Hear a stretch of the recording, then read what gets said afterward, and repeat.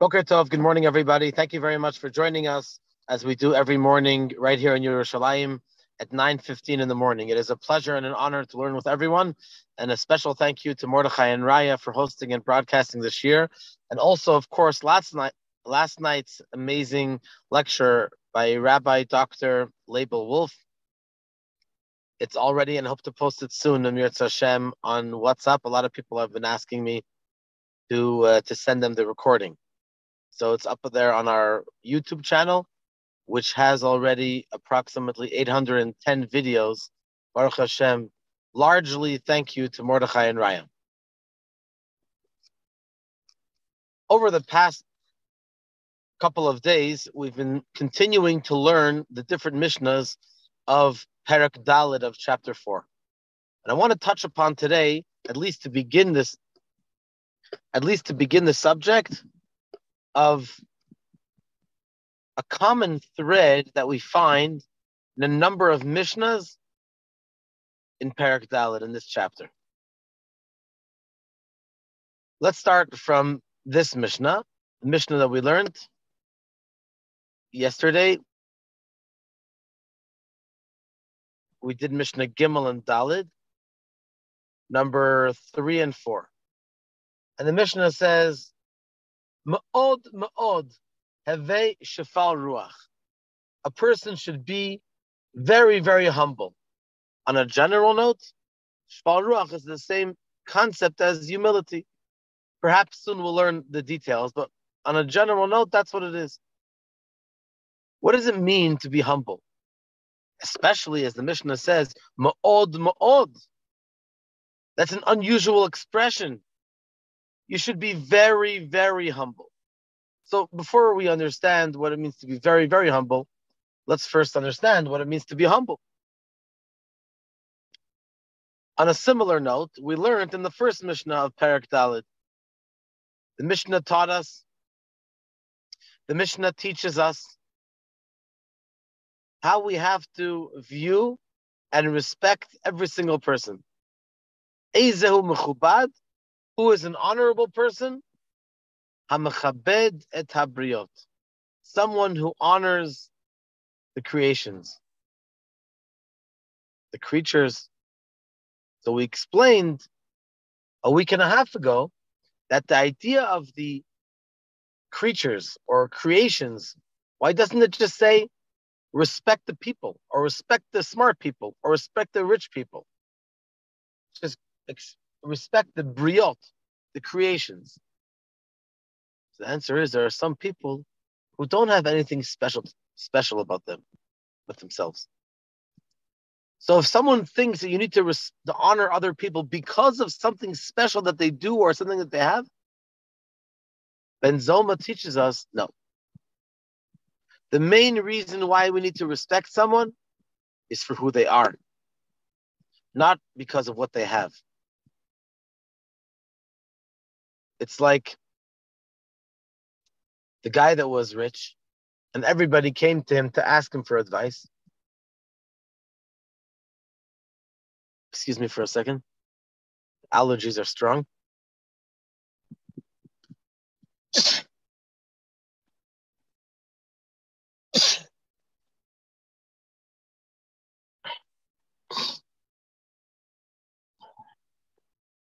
Thank you.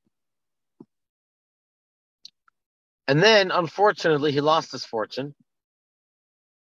And then people stopped seeking advice from him because he wasn't a macher anymore. He wasn't important anymore. He didn't have money. So he told his friend, he was complaining and crying on his friend's shoulder. And he said, look, when I lost my money, I became stupid. When I was rich, people consulted with me. They wanted to hear my advice. But all of a sudden now, they stopped seeking my advice.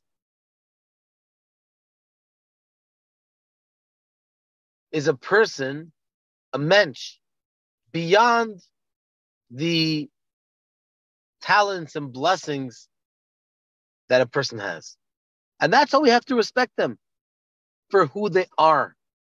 They're a creation of Hashem, and we respect everyone. The only way that a person can develop this approach is only if a person feels humble. If a person says, you know what, I can learn from everyone. Everyone can teach me something. Even someone who may be a street person, homeless, etc. Everyone has something special to teach. And that's called being humble. So we could talk all day about being humble and selfless and not feeling oneself, not being boastful. But how does a person bring themselves to be humble? And that's the subject that we want to discuss today, because we find it even in a later Mishnah. I believe it's in Mishnah number 5 or 6. Once again, in this chapter, the Mishnah tells us about how we have to feel humble. Ma'od ma'od havei shval ruach. A similar expression of being shval ruach. Literally meaning a low spirit. But what does it really mean? It means being humble. So what does it mean to be humble? How does a person bring themselves to be humble? In simple terms, how can a person bring themselves to learn something from everyone? To realize that every person is not standing on top looking down at another person. On the contrary, person looks up to everyone. How can you teach me? How can I learn from you?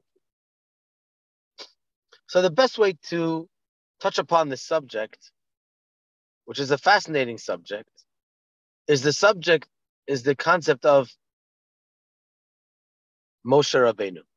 Moshe was the greatest leader, the leader of all leaders in Am Yisrael.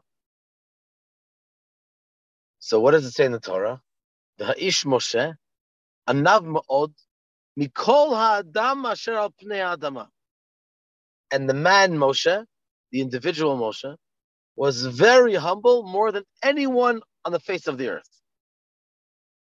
Wow. How did he do that? He was so great. Much for Am Yisrael.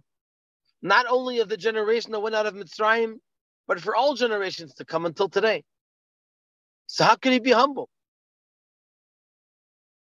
Doesn't humble mean that it's a little person and unaccomplished? Answer, that's a very grave mistake. That's not what humble means at all. To be humble means, and this is what it's explained in Chassidut, that you don't take credit for what you do and who you are. That's the bottom line. We're going to try to explain that now. Hashem gives every single person blessings, talents, that the person should utilize and maximize their mission in this world. So if Hashem knows that you and I are going to have a certain mission, He will give us the talents to be able to accomplish that mission in this world. And that's why He gives us these talents.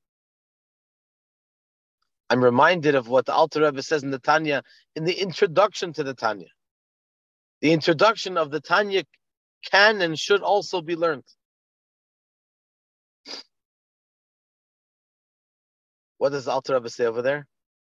If you know Chassidut, you should teach Chassidut. And if someone wants to withhold their knowledge, then that person, he quotes a statement from our sages that there can be a punishment. Why is that? There's a punishment for not teaching? The answer is yes. Because if we have a certain talent, it's there for us to use it, not for us to sit back and to gain personal benefit from it. Rather, we should use it to teach other people. That's why we have it. And so Moshe Rabbeinu, if you were to ask him, Moshe, Rabbi Moshe, did you take Am Yisrael out of Mitzrayim? If he would say, oh no, me? No way. That's something for holy people. How could I ever accomplish that? If he would say that, he would be a liar. If someone asked him, did you split the Yam Suf for us so we can go through the Yam Suf? If he would say, no, I don't have those powers. Couldn't be me. Once again, he would be a liar. And the same thing is by giving us the Torah, which we're going to have Bezrat Hashem in just under 2 weeks. We're going to have that special blessing. So what would Moshe say if someone would ask him if he did these major things for Am Yisrael?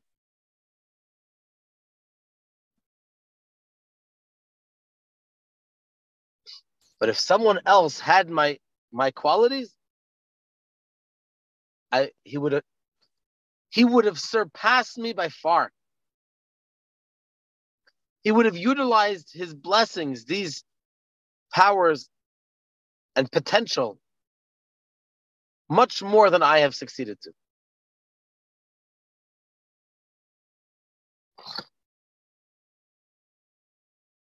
That's called humble. Recognizing a person's talents, but not taking the credit for it. According to this, we can understand something very puzzling in the Zohar. Also in the Talmud.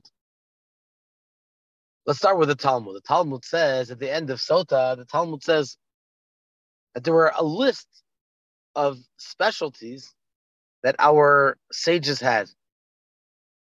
So there was a certain rabbi that excelled in Yirat Shamayim, God-fearing. And the Talmud says, the Mishna says, the Talmud explains that when he passed away, then that talent stopped. And then it says, there was another thing of humility, and there was one Amora that was exceptional in humility. And the Talmud says that when he passed away, humility stopped. True anava stopped.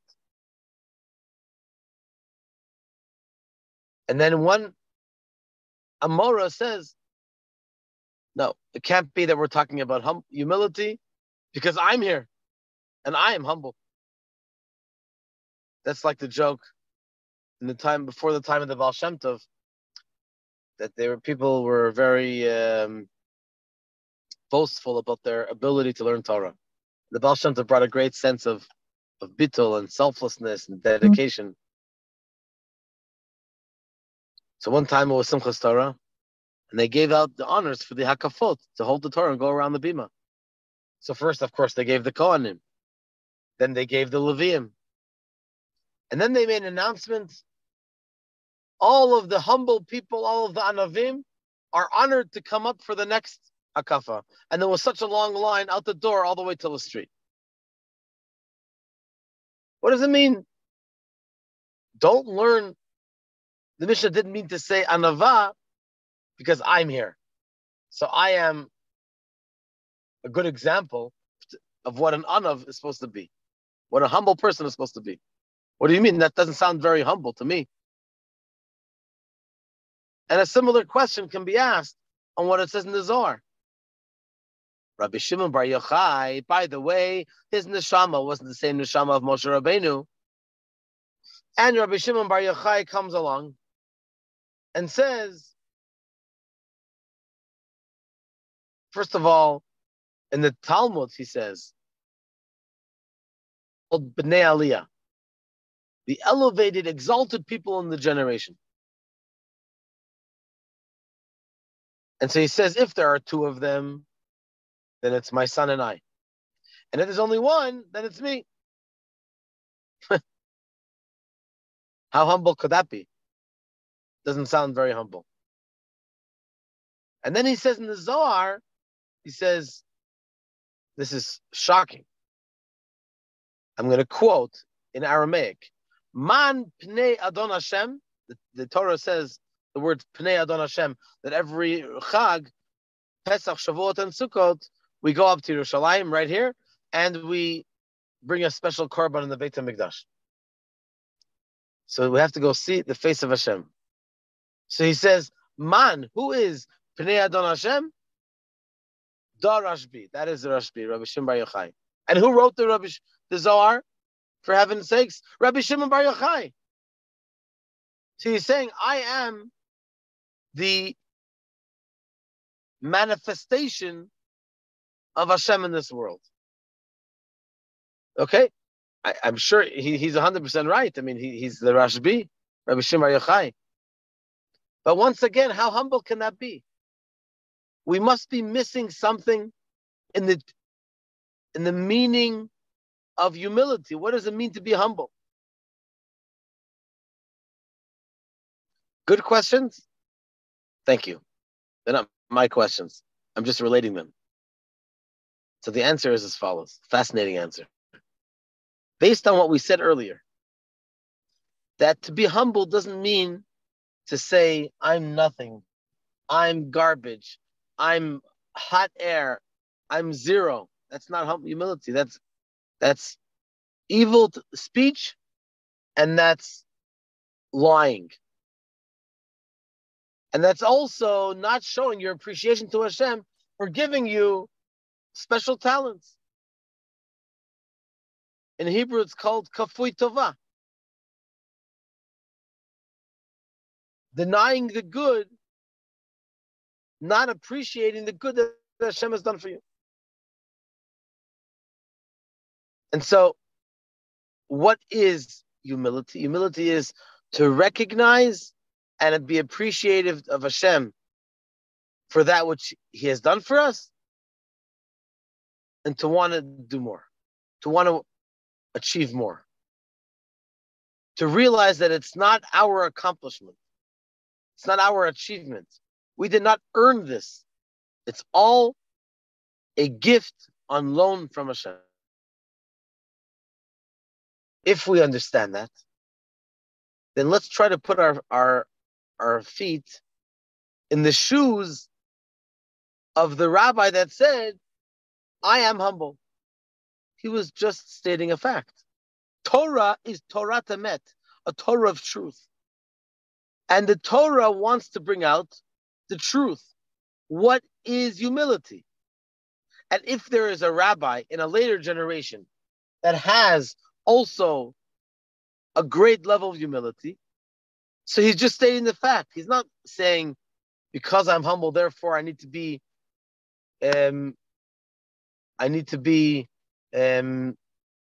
honored, or I need to be